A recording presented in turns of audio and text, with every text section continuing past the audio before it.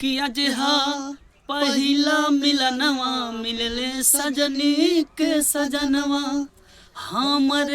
अंग अंग गुलाब नियन खिलल बा बदनवा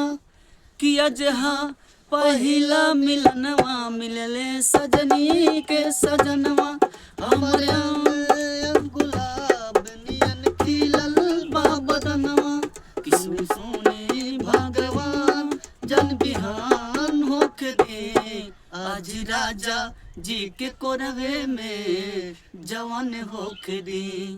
आज राजा जी के कोरवे में जवान होके दे। और कहती है लड़की कैसे कहती है जब उठे से उठ सकी राजा जी के ओठवा में उठ जब साटी राजा जी के ओठवा में उठ जब साटी भूकुर भूकुर जारी हमरा दिलवा के बाती भूकुर भूकुर जारी हमरा दिलवा के बाती कि आज भा लभ के दरियावा में नहान होख दी कि आज भा लभ के दरियावा में नहान होख दी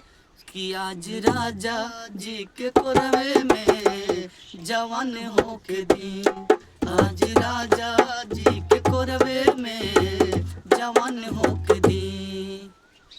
ये राजा राजा राजा कर जमे समझा उठाला तनी कोरा भेटाई खूब मजा बाहिया में कसी के सैया मार डाला रे बाहिया में कसी के सैया मारे ला कचा कच कच कच बाहिया में कसी के सैया मारे ला कचा कच कच कच ए राजा राजा राजा कर जमे समझा उठाला तनी कोरा बेटाई खूब मजा बाहिया में कसी के सैया मारे ला कच कच कच कच।